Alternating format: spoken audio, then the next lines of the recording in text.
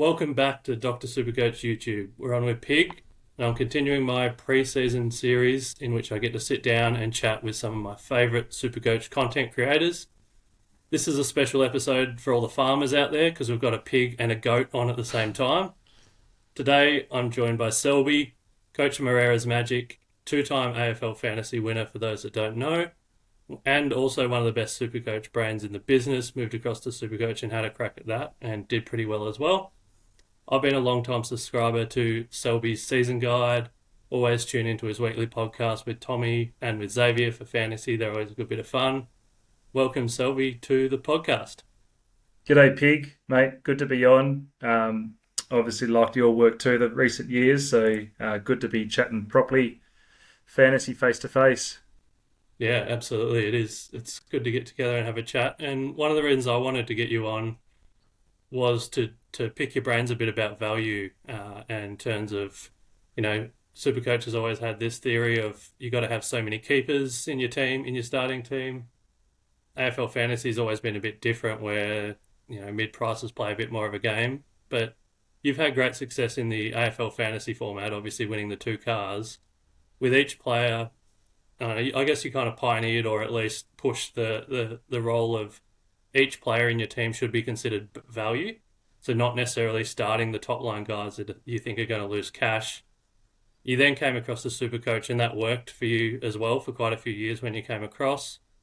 I'd be interested how you kind of see it now with so many best 18 rounds, noting that there is only 3 early best 18 rounds. There used to be 4 last year. But still, there's best 18 rounds at the start of the year. There's also the 23rd premium, so a score's going to drop off. So I'm interested where you kind of sit now with that value approach. Is that still the right one? Or do you think guns and rookies is kind of back in vogue, or maybe a combo of both?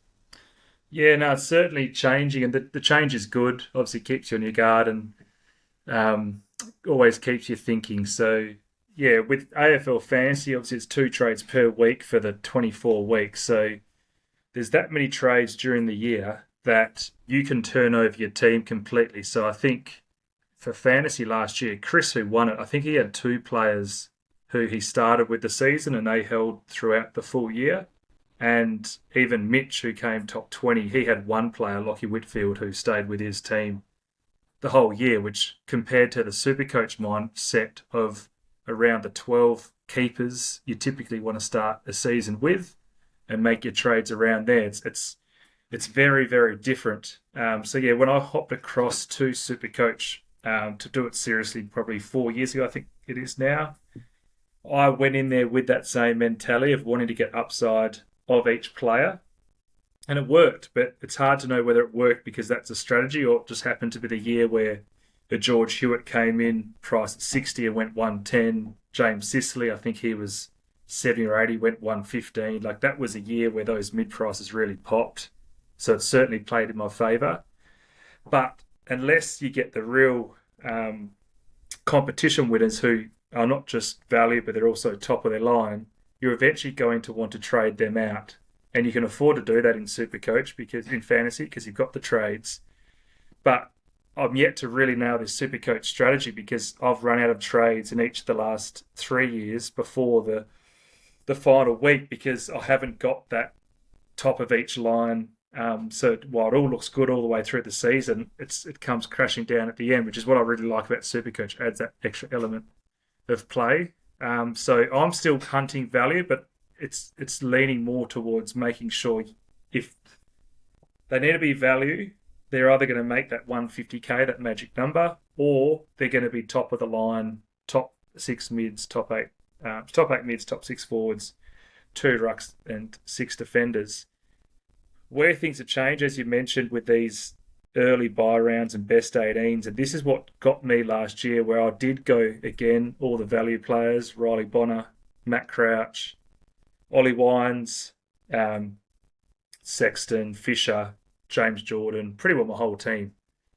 And the advantage of going value for 2 reasons. One, you could get the chance they become top of their line, like we saw with Hewitt and Sicily the year before, 2 years before. But it also means by saving money on your so-called premiums, you can have less rookies on the field. And they're the ones, in my opinion, which can really derail your season. If you, especially with the sub rule around, if you cop a 30 or a 40 from a rookie, it doesn't matter if you get a premium go 120, that combines for 160. Whereas if you can get two mid prices going 90, 95, that's going to outweigh having that gun and rook. But as you mentioned, this best 18 rounds, it doesn't matter if you have that 30 or 40 on the field, because that just gets wiped away in 3 of the first 4 weeks. And last year, I had all these players who were doing fine. Like Riley Bonner, as much as he turned it over, he was still scoring pretty well. Matt Crouch was scoring really well. But I wasn't having a Tom Green 140, a Luke Ryan 150, and these big monster scores were getting put on my head, and I felt like those best 18 rounds, I think I was coming like 40,000th after round 7. I got up to, I think I finished in the top 2,000, but it was just far too far back. So maybe we should be looking more guns and rooks to get those high ceiling pop scores. And then, but as you said, there's only 3 rounds of that this year, so I'd probably still go with my value tactic. It's just this 22 premiums, which has really changed things up, because again, that's another way to hide that dodgy rookie on your field, knowing that if you do get a 20 or 30, it doesn't count. So do you save that money rather than having a mid price to go 80, and they might not count anyway if they're not in your best 22. Yeah, it'll be interesting to see what works, because I think, like you kind of alluded to, different years, different tactics might work differently. If we don't have the equivalent of that Hewitt or Sicily, or that year that Cog started at 200k. So it'll be interesting to see what works. It's nearly like it'd be great to have guns and rookies for the first 4 rounds, and then somehow be able to have more mid prices, because there still are those rounds 5 to 11, I guess, talking about before the buys, where you're still going to have a lot of rookies on field. You won't have upgraded a lot of them. Even by round 11, you'll still have some rookies and might be copying some average scores, who knows. But yeah, the 23rd premium maybe helps that a bit, but also, we do get some freak injuries at times, like Tom Green's 5 last year. The great thing that'll drop off this year, but if you've got, a rookie's 20 as well, you're not avoiding both. Yeah, true. No, I like the concept. I've said before, like it's the AFL, that real life teams, if they cop an injury, they can sub off a player. So why can't we? And you mentioned Tom Green, maybe that's also why I found it hard to catch back up after those bye rounds, because I think they finished in round 6 and Tom Green got that 7 in round 7, which is when I finally traded him in after copping 140s against me for the first half of the season. So I don't mind the rule for that. And then you make an interesting point, like post those early bye rounds up until the buys. Is that where you want to go more mid price or heavy? But that's also that's upgrade season. So that's where we want to be getting those premiums as quick as possible. So it's going to be very interesting to see how it all plays out this year. Yeah, absolutely. And interesting thing that I mentioned in one of my other podcasts is that the winner of SuperCoach last year actually is an AFL fantasy player, and he just made a SuperCoach team and played the exact AFL fantasy way, and managed to win SuperCoach last year. But we don't know whether that was just because they were good mid prices last year again, or it seems like a year-to-year proposition that you can't really predict it. Yeah, last year there was a Tristan Cherry and a Max Gawn who were so cheap, ended up being top of their lines. Shizu in defence, Flanders in the forward line. So the top of the line players were all coming in at high value. So it'll be interesting this year. It's like, well, if you want Cherry or Gawn this year, you're paying up full freight. If you want a Bontempelli, I know he was full freight last year, but he's fully priced. So there might be less easy hits, and the easy hits are ones which aren't going to be top of their lines, or maybe Oliver could be, but is it a Will Day, a Chera, a Doherty, where they're probably not going to be keepers, but are they going to be good enough knowing that you might have to trade them out post-buys, which is more of a fantasy play? You definitely start them, but the question is in SuperCoach, do you do that this year knowing that there's fixed trades amongst it? Yeah, and the risk of running out of trades. But one thing you mentioned before about the sub rule, I think that is quite important, and it has killed a lot of our rookies at times, whether A, on field, or just B, their cash generation, which, I mean, it can happen to a mid-pricer, but it's probably a lot less likely. But the rookie being subbed out, I think, is something that does scare me a bit, especially if they're on field. Yeah, definitely. What last year, I think Zach Fisher was the mid-pricer who That's right. started sub. We all jumped off him, and then after then he put on a nice run. McKercher was subbed out, and then we all traded him out, and then he came on, had a nice run. So it obviously doesn't all work. That's where a lot of luck's involved. Like those two players, it made perfect sense to trade them out when everyone did, but then they started getting going after that. Yeah, and then some people even traded them back in, and Yeah, or that, Fisher, I think people traded in 3 times, didn't he? yeah, that's right. And that's the thing that does kill you with Supercoach when you go back and forth quite a few times on players. Or I mean, the guys like Hayden Young and Nick Martin that started really poorly the first 2 rounds. We'll call them mid prices, I guess. They're probably in that kind of Will Day, Adam Chera. I think they're a little bit more expensive, but they're probably in that same price bracket of this year, where they started really bad, so a lot of people traded them out. But it was actually the ones that held them until their bye were the coaches that did really well. So I guess one of the learnings could be, even if Will Day comes out and gives you a 70 and a 70, is it actually worth just holding him and saving the trade because he's probably still better than a rookie? Yeah, It would take a lot of patience to do that, but we saw it pay off. yeah. And then we've got a year this year, like what the rookies last year, the popular ones were Sanders, who, again, another one who was always named sub and subbed out, so we jumped off him early, and McKercher, who got that early injury, we jumped off him early. Who were the other mid? Oh, Roberts, who most of us started on the bench, but he was good Yeah, enough to then move on field. Whereas this, like none of them, I suppose McKercher and Sanders ended up with a decent average, but they didn't do what we wanted them to do. Whereas this year, it feels like these midfielder rookies are really good. So whether it's a Jagger Smith, a Harvey Langford from Melbourne, a Levi Ashcroft, if he's right to go, like their numbers are as good as any we've seen come through the system. So it's like, okay, well, let's avoid the rookie, go the mid price for more safety. But if you can get a rookie who's going to punch out 80 plus points, make their 150 very quickly, save the money elsewhere, then like there's a reason why guns and rookies have been such a tried and true method over the years. yeah, that's right. And if the rookie's scoring just as well as someone 200k more than them, then that's obviously a no-brainer. But we've got to wait and see what they're going to be like if they get gains. But I agree, especially Jagger Smith and Levi Ashcroft, some of those guys, whether Sid Draper gets a go, but there is some good. Xavier Lindsay from Melbourne's another one that a lot of people think could be a good scorer. So Yeah. yeah, I think that I don't know if we necessarily have an answer for everyone, but I think the takeaway is maybe both what styles can work, but also it seems like a year-to-year proposition where maybe the rookies dictate it a little bit, maybe the mid prices dictate it a bit too.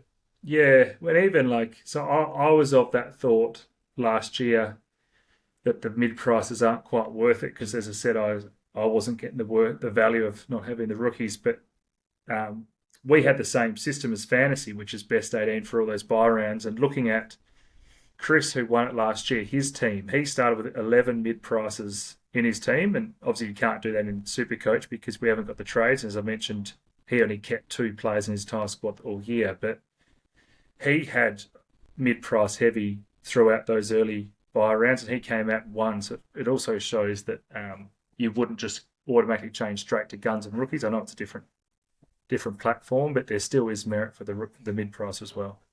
Yeah, so you mentioned Chris a couple of times. For those that don't know, Chris is Selby's brother-in-law and won the car as well, won the AFL Fantasy format last year. So there's now 3 Hiluxes in their shared garage. So did you help Chris out a bit or give him any advice throughout the year?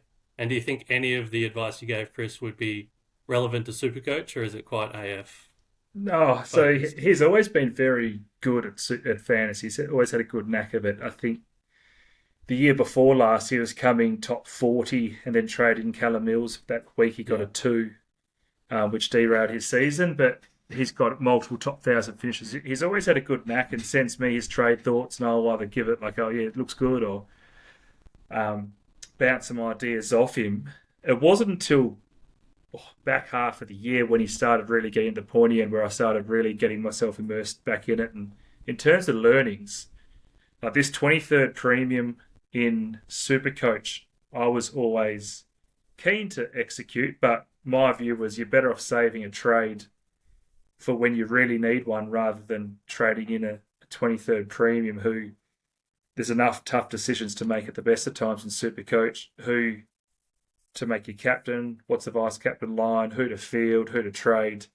So to add another decision in there too, where if you've got your 23rd premium with an emergency on them and they score a 95, are you forced to field them, or do you take a punt on your other premium who might score a 60, or you bench them and they score a 120? So like I was always thinking you're better off saving that trade for when it's actually needed. But the way Chris played his fantasy with the extra 23rd premium, and I kind of did the same thing with Supercoach last year, particularly in that forward line where no one could nail their F6s. I know lots of teams had a Charlie Curnow in there and a Jai Simpkin, a Jai Caldwell. These were the players who were kind of rotating through there. Being able to have two bites of the cherry at that F6 position proved to be very beneficial. Again, the 23rd player and the sub and the Supercoach this year, it might mean it's less important. You can cop one low score and you're going to get away with it. But just knowing that you had that security of having two looks at a player's score in a weak position certainly paid off for Chris in fantasy, and it's something which I'm definitely going to look to do in Supercoach this year. Yeah, that was something that Pistol and I had discussed many times throughout Dr. Supercoach last year, and I was with you for a fair bit of it. I was of the opinion that I'd rather just have 22 really, really good players and have a trade or two up my sleeve in case one of them gets injured than all sideways. And Pistol was a bit more on the I'll have a 23rd or even 24th premium to swing in if that works. And yeah, I'm still on the fence about either one, but I think they can both work. But the 23rd or 24th does seem quite handy, I think, especially if they are in the forward line, like you said. Like emergency in Curnow, he could go 100, but he also could go 45. Yeah, and obviously with the 23 players now on field for Supercoach, like it takes that one extra risk of it out of play, which is making a decision of who to bench if someone gets a score. Now, if you can aim to get 23 premiums, they're all going to be on your field and your lowest score is going to drop out. So with the new change in structure for Supercoach, I think it's a no-brainer that people need to be aiming to generate enough cash to afford them to get that 23rd premium come the back end of the year. Yeah, no, I agree. Another thing I wanted to discuss with you is, I guess, projecting player increases. I know in your season guide you often try and project what each player is going to average and what they're going to do this year. One thing that a lot of people are always chatting about is trying to project either from a role change or natural progression. And I think projecting from a role change, whether that's changing club or someone's left and then they're going to get midfield time or they're moving to the half back, I think that's one thing, and that's something we can all do fairly well. But the natural progression thing is something that I often struggle with, of how much weight we put on that. And I mean, there's guys this year that, like Jason Horne-Francis or George Wardlaw, that people are thinking could probably go to the next step, but if they've got the same role, how much of a jump is it? I mean, last year I was really keen on Jai Newcomb. I thought he had that natural progression next step, and it just didn't happen.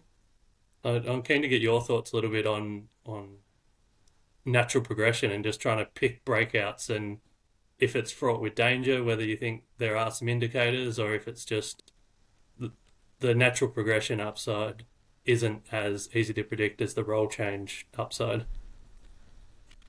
Yeah, you're right. That is definitely the hardest to pick. They're the funnest to pick, but they're the hardest to pick. And this is where with Supercoach, and it might be why I'm running out of trades, because that's the only trade-off of it, that you have to use a trade to do this. But the thing with Supercoach, the fact they don't change price for the first two games, it's too much of a risk to start with someone banking on the natural progression. You're better off waiting, because you're not paying any extra after 2 weeks. If you, like that year Clayton Oliver broke out, he cost the same after seeing him go back-to-back 110s in his second season, and you're paying the same as you would have if you started him. So there's no huge advantage to trying to be ahead of the curve there.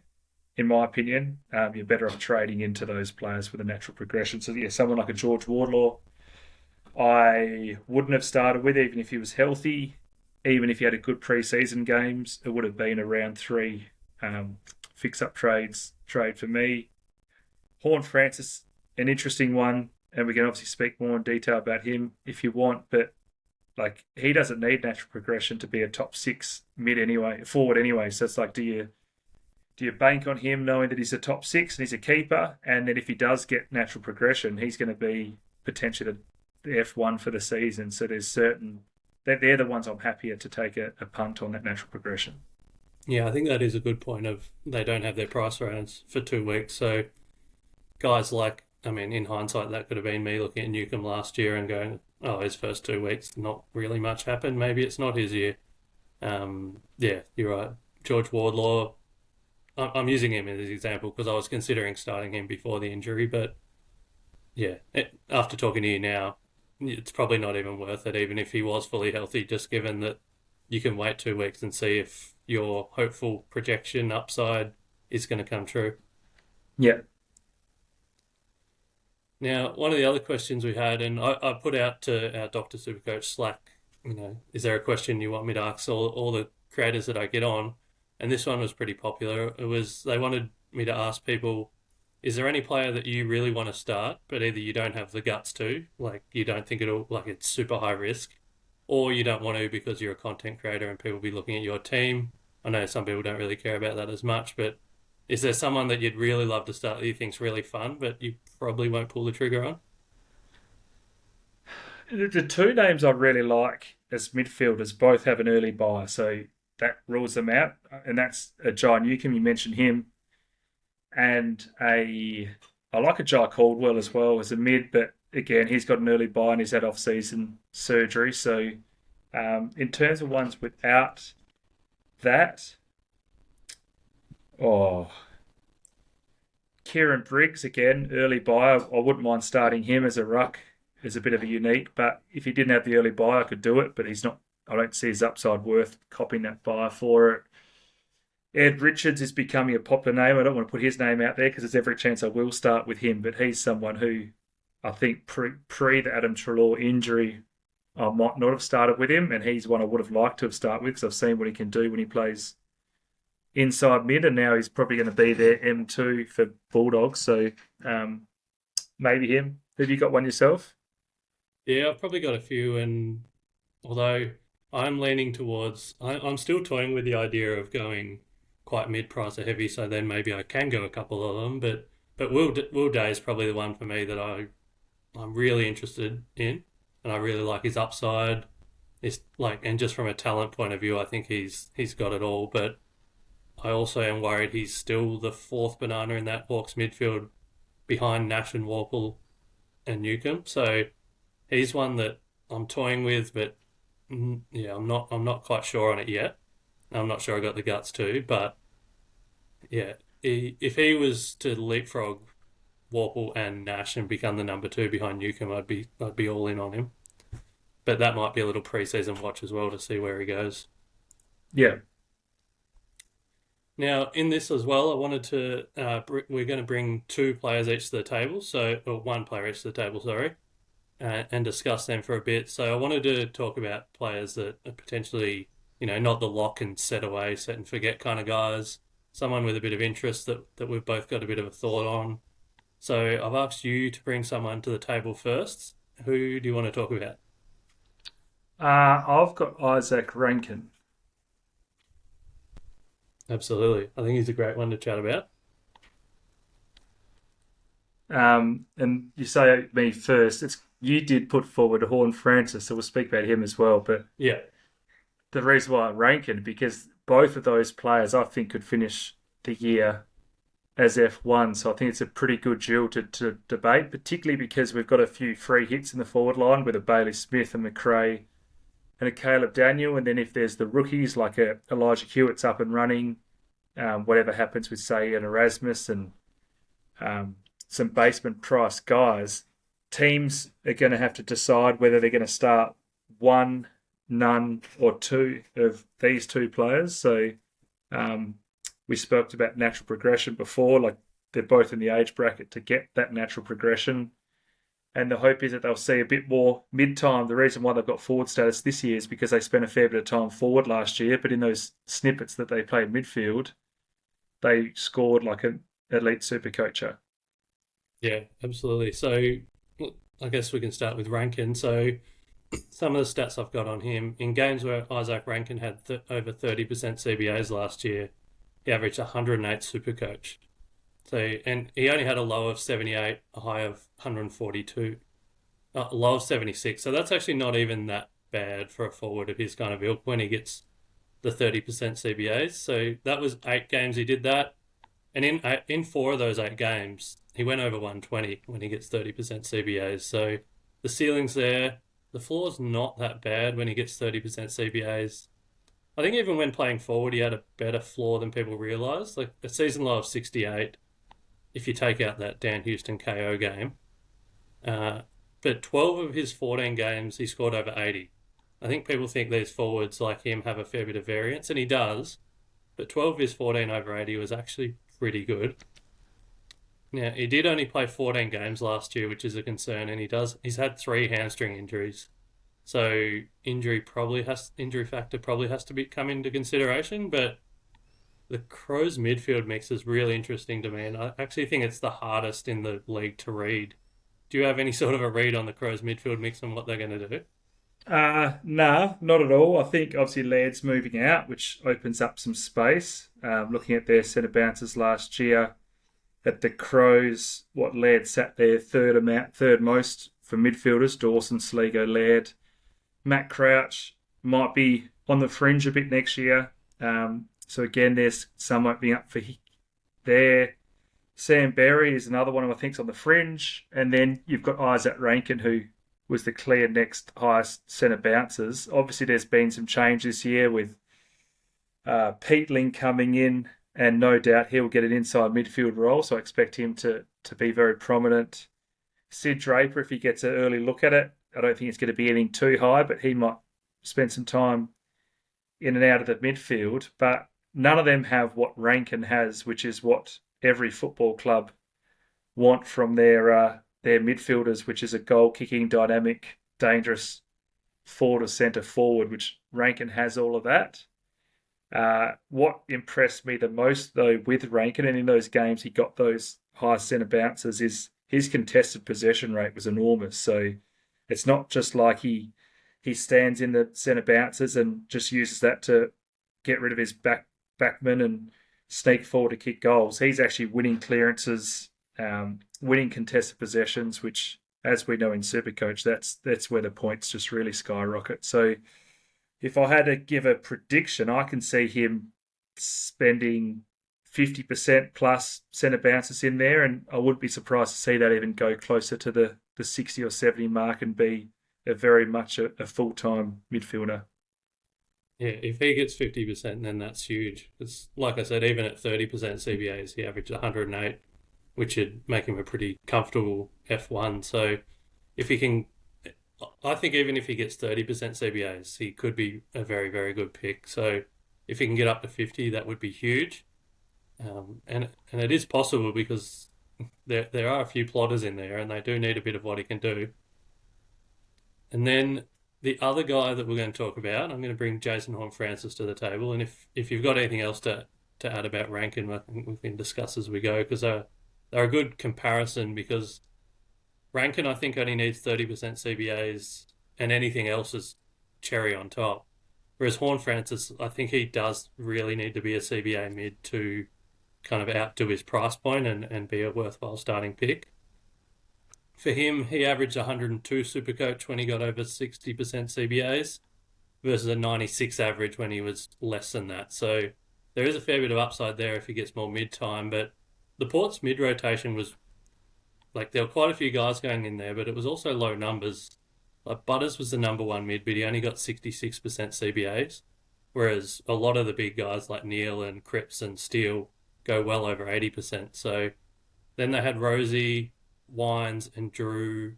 They were all around 62 to 56. So then it was Horne-Francis. He was actually the number 5 mid last year and he dropped off post-buy, and he went at 48% post-buy. He did get a little bump again when they came into finals and the games became more important. Maybe that's a little indicator, but again, if he's the number 5 midfield option, where's the value? Is it likely that he can put out a couple of stinkers, you'll be able to get him at the same price or cheaper throughout the year?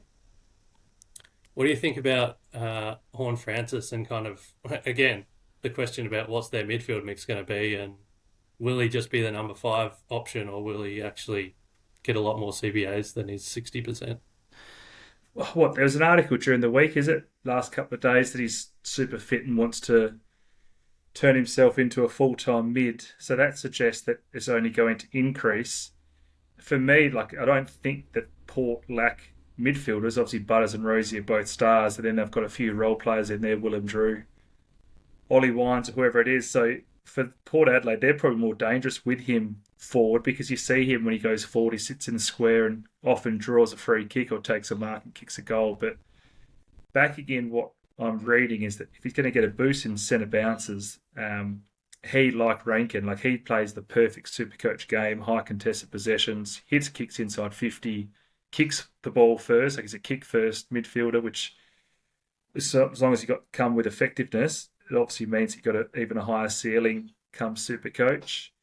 I did own him last year, and while he was a bit of a frustrating own because he gives away free kicks and he'll sit forward and go missing, when he's on, he has all the attributes to be a Patrick Dangerfield type scorer, which obviously he went 120s after 120s after he started getting in towards his peak. And you'd think Horne-Francis in his 4th season, he's 21, should only be scratching the surface of his peak if he continues to improve. So I'm a Horne-Francis man. As you said, he's got a low floor, so you could potentially take him on knowing he just needs one bad score that goes through his price cycle. You can pick him up a few weeks later for much cheaper.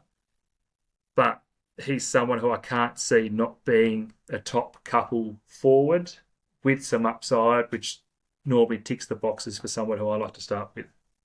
Yeah, I agree with that. And I kind of see even if he stays as that 4th or 5th option, he's probably still a keeper in the forward line. Well, he is, based on what he did last year. And if he can leapfrog Wines and Drew, who knows, maybe even Rosie, kind of get up to that 60-65% CBAs, I think the upside is huge. A bit like Rankin, I think they've both got incredible upside, and I wouldn't be surprised if either of them are F1s at the end of the year. And as you said, Jason Horne-Francis himself, I think there's been 2 different interviews now or articles where he's come out and said, I'm going to be playing more mid-time, I've gotten fitter, I'm going to be in there a bit more. So the scary floor of, he had a 46 last year from a full game, but he also had a 141. So there's that kind of range of him, and hopefully if he gets more midfield time, he's just going to be more consistent and more closer to the ton than the 46s. Yeah, I agree with that. Now, in terms of the 2, if you were putting them head-to-head right now and you'd only got spots for one, which way are you swinging?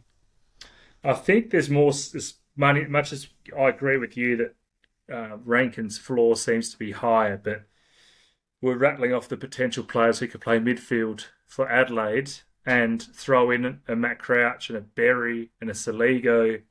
The numbers get to 8, who you can see them all getting a run. So Rankin might be the one they push forward, whereas come Port Adelaide, there's a clear best 3 players in that team, and then there's a huge drop off to the next. So I think at worst case, Horne-Francis would get the role he did last year, which will be a kicker, and worst case for Rankin is that he actually decreases centre bounces now that they've got a bit more extra help in there. I doubt it, which is why I'm considering starting both of them. But yeah, if you ask me to start which one I would start with out of the 2 at the moment, it's Horne-Francis. Yeah, I'm in agreement with that at the moment. Horne-Francis is in my team. Rankin isn't, but I think you've made a good case, and we've had a good chat about Rankin, and he might be someone, the Rankins and the Moores of the world are someone that often get close to 600k at some stage, but then they also get down to 500k at some stage. Yeah. Even though I mentioned Rankin's floor isn't that bad, there's still a bit of variance with those type of forwards, so you might be able to get them. a bit cheaper, or at least at the same price. But yeah, it's an interesting discussion because I think both could be great picks. Yeah, no, I agree with that. All right, thanks very much for that, Selby. That was a really good chat about those two guys. Now you've got a lot going on. You seem like a pretty busy man in the preseason. You've got a lot of projects on the go. Slider, your season guide, the Starlight Foundation. Do you want to have a bit of a chat about those and tell people what you're working on, where they can find your content, and where they can help out with the Starlight Foundation and whatnot? Yeah, exactly. So the season guide's a thing we've been running for fantasy for the last 8 years, and started doing SuperCoach for the last 4 years, where we profile each player in the lead up to the season, including all the stats which I find to be useful for picking a starting squad.